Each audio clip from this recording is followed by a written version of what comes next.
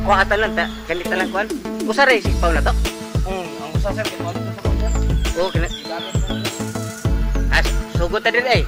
Na, din yun, na. Oo. Kapit sana yun, na. Na, muna yung kuhan, contaminate atong kuhan. Dagang kayo eh. Ay, di ka na manglayat na po dyan sa inay mong sublanan. Kuhan na eh. Hindi na siya pwede. Pinili sa kuhan. Titigana na eh. Madaot, kuhan ba? Ma-contaminate ang kuhan.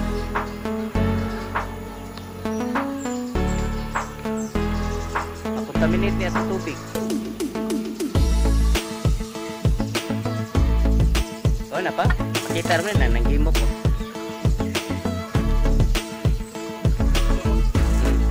Murag kuhan naman yung balde ba sige?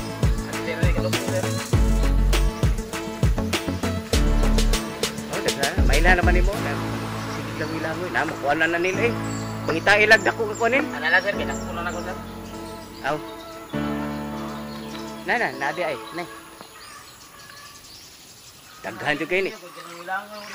Yahay lagi gimo ni morning akong giputos gyud siya. Net mo may purpose na kuno wa bantay nga perti putosa gyud. Samir naman sila sir. Hutton gyud niya kay di gid pwede. Namatay niya, nagkadugtaan na, aday kuhan ang atong tubig, contaminate niya. Isod kayo. Kaya mo naman ay bahay nila, o ka na o. Mo na ilang murag pugaran silbi na diya sila mamusa. Niya mo baho na, di na ni mo kuhan atong kuhan niya, ugaw. May tatong, katong law mo, naidaghan o. Mas may ito sikpaw kay kuhan. Law mo kuhan. O, katong di sila kalayat ba? Kalayat.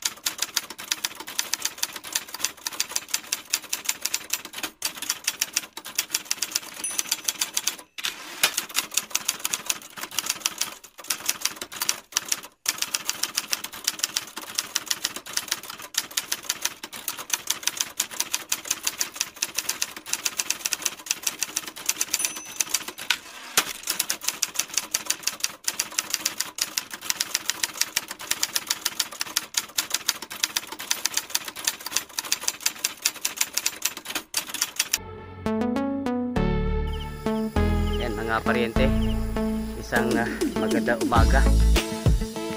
Ayan, time check po, alas 6:30. Maaga nagpapakita po yung araw at ramdam ko po ngayong araw na ito talagang isang mainit na araw. Ayan, dito po tayo ngayon sa ating talong mga paryente at mapapansin po natin, napakasuka na rin po yung bawat pagitan po ng ating tudling. At mga 2 linggo na po hindi po tayo nagbibigay po ng abono po nito, yung synthetic fertilizer, kasi bala ko nga sana mapapadaluyan na po ito ng tubig lagun. Ito nakahanda na po mga paryente, kaso nga lang talagang wala talagang bakante.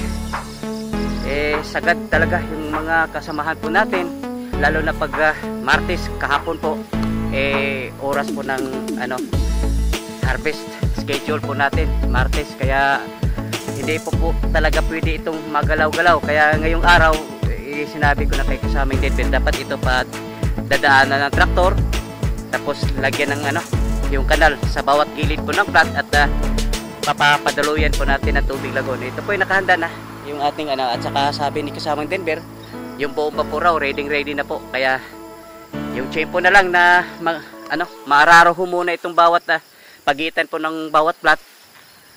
Bago ho natin papadaluyan po ng tubig. At kagami mga paryente, minalas na naman po tayo kasi nag-spray po sila, mga 4 na tudling pa daw po yung natapos po nila ay biglang umulan. Lakas daw ng ulan, kaya ako check na wash out na naman po yung ating gamot na binigay. Ayan, hindi naman talaga maiiwasan yan mga paryente. At sa kabilang dako po, tayo rin po yung natutuwa kasi yung po ating plot doon, yung pagtamnan po natin ng ating sili, tamang-tama, nadiligan po siya mga paryente. Kaya ang gagawin na lang po natin dyan, tatakpan na lang po yan. Yung may ano po ron, may dalawang plot po yata, hindi pa na lagyan po ng plastic mulch. At pupuntahan po natin mga paryente. Yan mga paryente, ito na pala yung ating kamatis. May mga bunga na po yung ating kamatis mga paryente. Siguro may isang linggo, mahigit isang linggo, makapag-umpisa na po tayong magpipitas po rito sa ating kamatis mga paryente.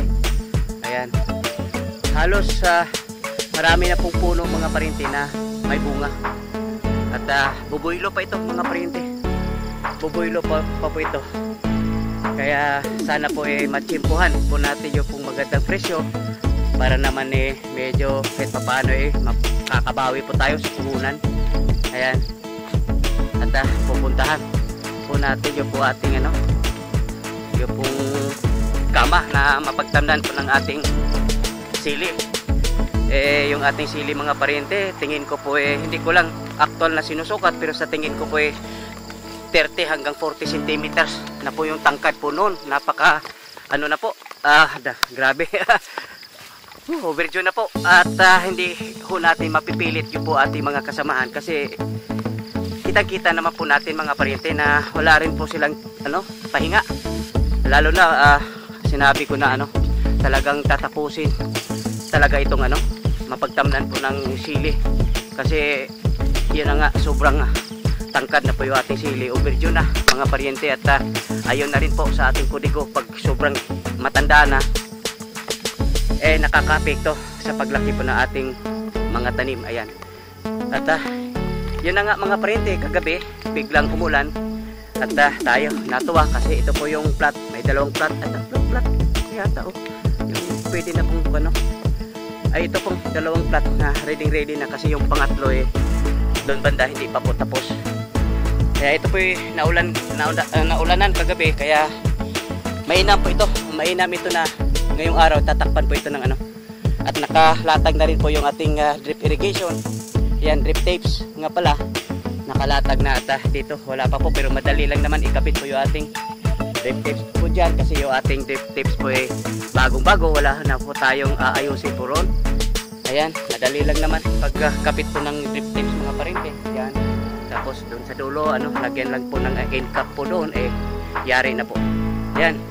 At ito pong sisiguraduhin po natin matatapos po itong dalawang tudling na ito. At mamayang hapon bago lumubog po yung araw, is a must mga paryente, mailipat na po yung ating mga punla po doon. Talagang at hindi ko rin masisisi mga paryente kasi yun yung lagi kong nasabi ko kay Samang Denver. At nakita-kita ko naman sa ating mga kasamahan po rito, hindi naman po sila nakaupo lang, talagang babad sa trabaho po mga paryente, lalo na pag ganitong pagkakataon na may hinahabol po tayo. Yun na nga, ulitin ko na namimiss ko po yung ating mga OJTs mga paryente. Talagang malaking tulong po yun. Wala tayong magagawa, hindi sila permanente, kaya kung ano lang na kaya natin gawin ng ating mga kasamahan, yun lang. At hindi rin natin pwedeng mapipilit kasi si tao lang din po at kailangan din magpapahinga. Pero kitang-kita ho natin na talagang grabe yung trabaho po nila mga paryente. Ayan. Ayan mga paryente, silipin po natin ito pong area kung saan nakalaan na dito po natin itatanim po yung ating second cropping po nating ampalaya. Ito po, yung itong area na po ito. Ito po tamnan po natin yung pong ating ampalaya, kasunod po doon sa ating first cropping po ng ampalaya. Kaya dapat sana sa ngayon ito naararaw na po. Pero yun na nga, nasabi ko lagi nga ho tayong yung ating punla po laging nag-overdue gawa nung hindi maihabol talaga mga paryente. At ayaw po rin namang magdagdag po ng mga kasamahan po rito kasi yung pong pagtatanim mga paryente, yung matrabaho, yung pong land preparation, hanggang sa paglipat tanim. Pagkatapos noon, alangan naman yung ating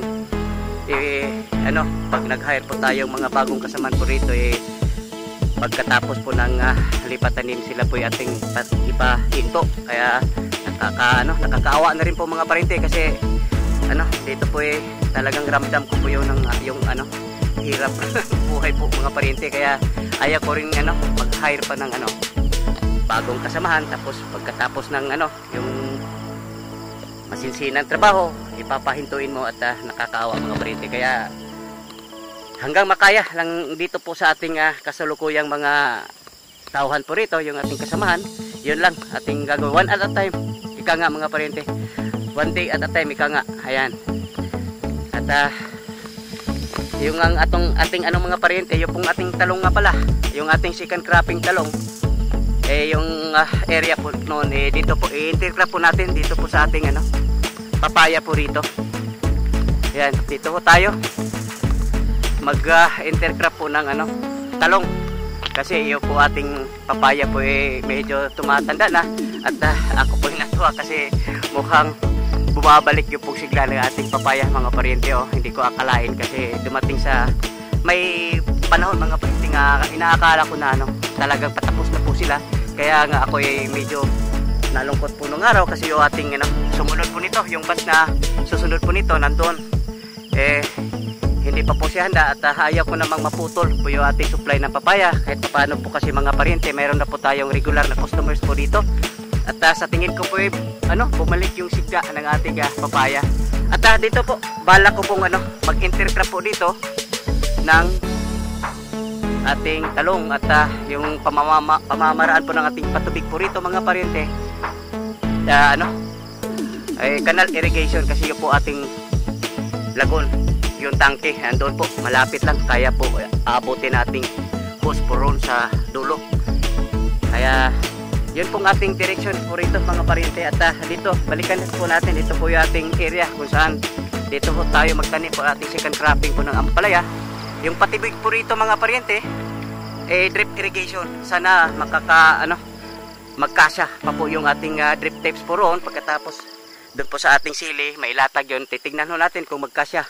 Kung may sobra po yun, magkasya pa po rito yung pong ating drip tapes. Kasi dito naman po mga parente, ang ganda sana kung mag drip irrigation po tayo rito, kasi nakahanda na po itong ating yung mga tangke po natin.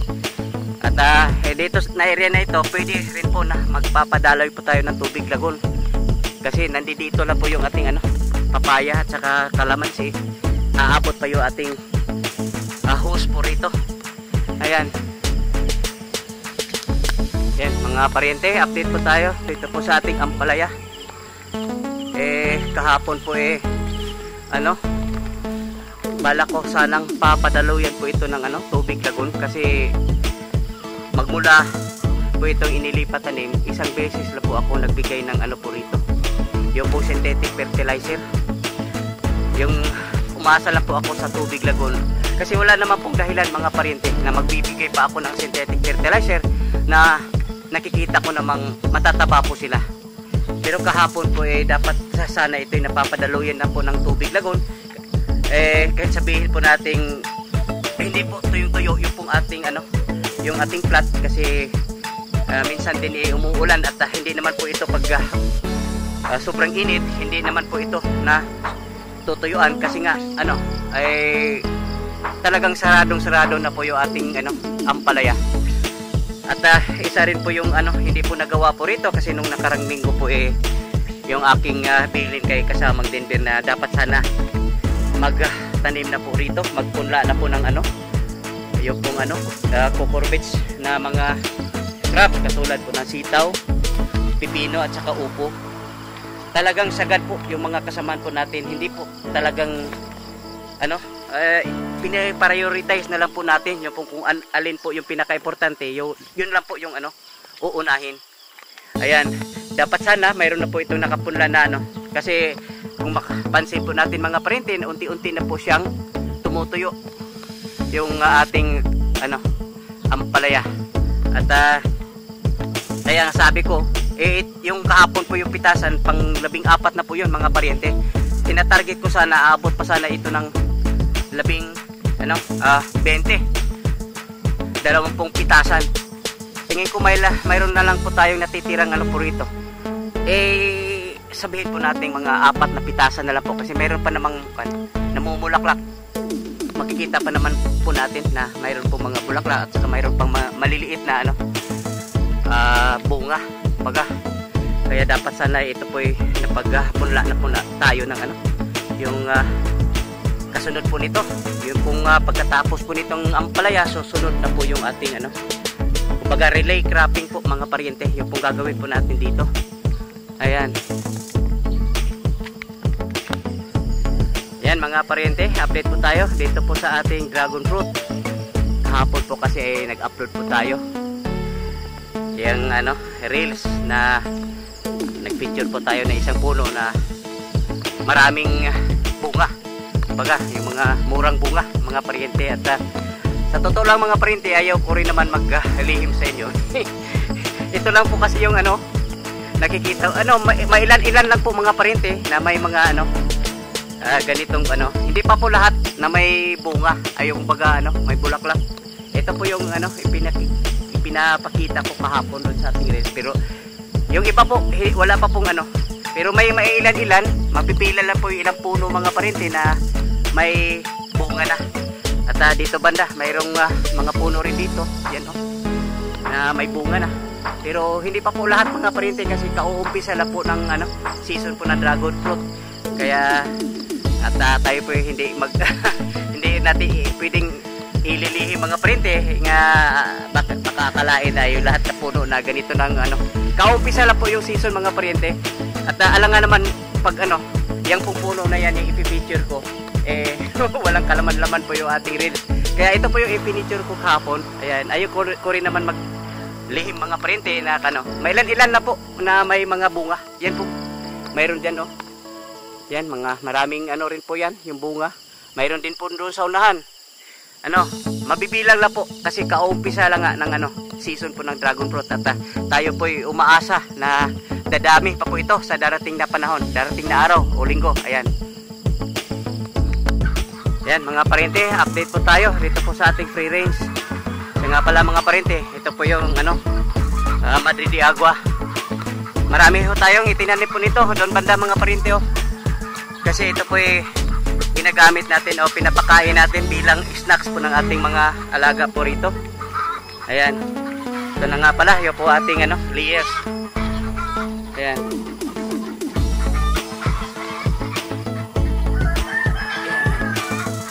Ito po layers po natin at dito po sa tabi po niya, ito po yung ating mga breeders. Ayan. Breeders po natin yan at silipin po natin yung mga patubig po nila. Yan, buti na lahat talagang ano, hindi po sila naubusan o nawalan po ng tubig kasi importante po yung tubig mga paryente. Ayan, yung ating breeders mga paryente, bali dalawang ano po ito, kabilaan, mayroon dito, mayroon po rito sa kanan. At ito naman po yung ating ano, native na may lahing basilan.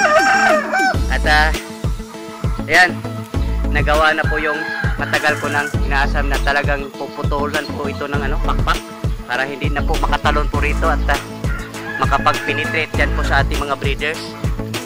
Ayan, yan po, ito po ating native po rito mga paryente. Yung mga itlog po nito hindi po natin inilagay sa incubator. Yung kumbaga ano, yung natural na pamamaraan mga paryente, naglilimlim po sila dyan at saka pag napipisa, hihila-hilain nila po yung mga sisiw po nila. Yun po ang buhay po nila rito. Kaya iba po ito mga paryente, ito ating mga native po rito. At dito naman po sa ating bandang kanan, ito po yung ating mga grow out. Mayroon po tayong 6 na range area mga paryente. Ayan.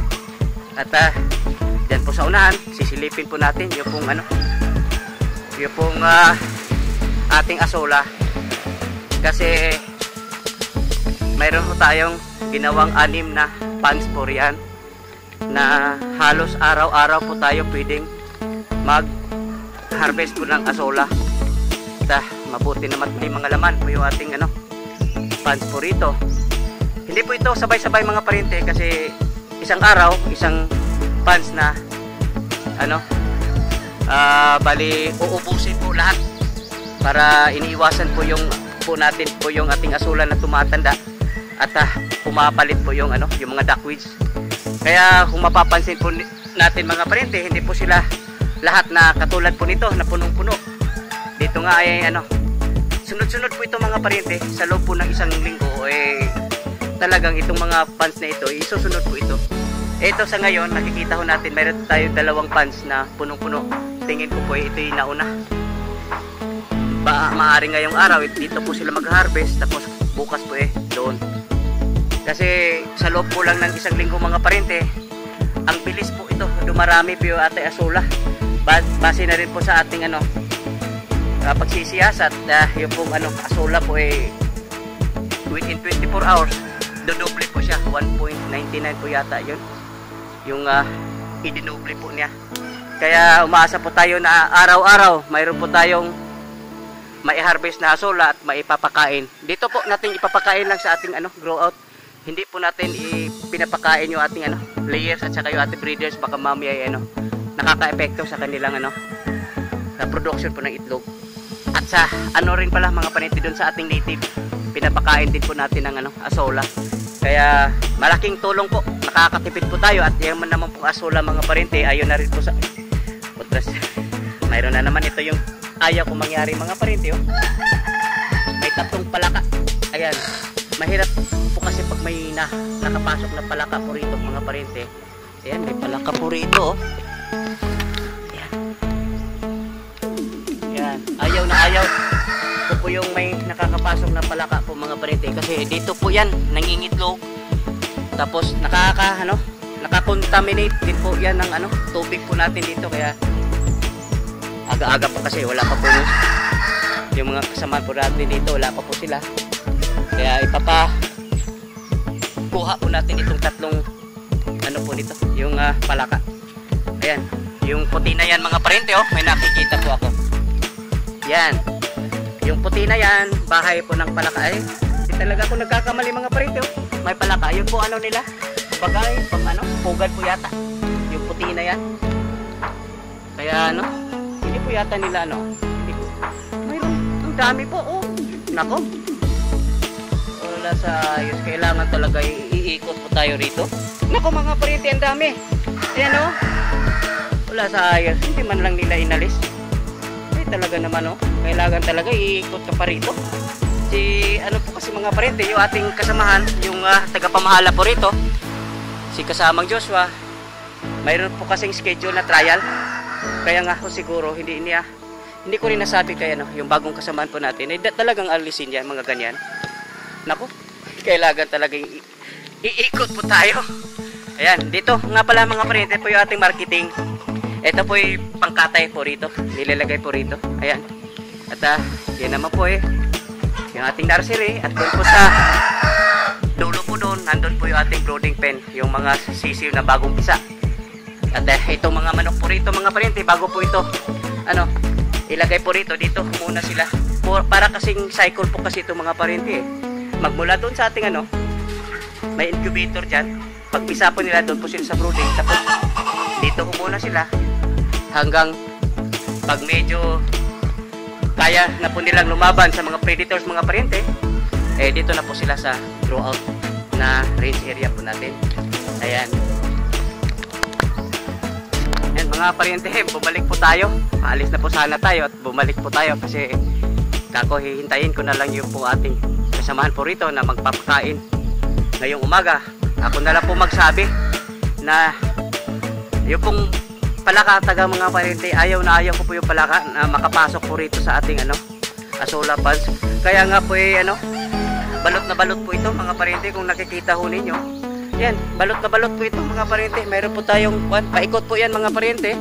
At maaari siguro yung pagpasok po nila. Yan, katulad po nito, pagpasok po nila sumunod po yung palaka. Ayaw na ayaw po yung mga palaka. Kaya yung puti na yan, nakikita ko kanina, talagang ayaw na ayaw ko. Lalo na pag nakita, ang dami pong lumalangoy na palaka po riyan. Walang silbi po ito ating harang kung ganun ang mangyayari mga parente. Kaya hintayin ko na lang yung ating mga kasamahan rito. Kuha ko yung mga ano na yan. Kailangan talaga ano, iikot ho tayo pag nandito tayo. Minsan lang po kasi mga parente. Nung araw po wala ho tayong pinipiling oras. Kahit anong oras pwede ho akong umiikot. Pero minsan mga parente, lumanding po tayo sa emergency. Tumaas po yung aking blood pressure. Kaya ako hindi na katulad nung araw na maghapon po akong nakabilad sa araw, wala namang problema. Medyo hindi ko na ho tayo bumabata mga paryente, kaya namimili na lang po ako ng oras. Kung hindi umagang umaga, katulad po ngayon, wala pa alas 7. Sa bandang hapon na po ako iikot. Mahirap na mga paryente. Yan, hihintayin ko na lang yung po ating mga kasamahan na magbibigay ng agahan po rito po sa ating mga alaga. Ayan.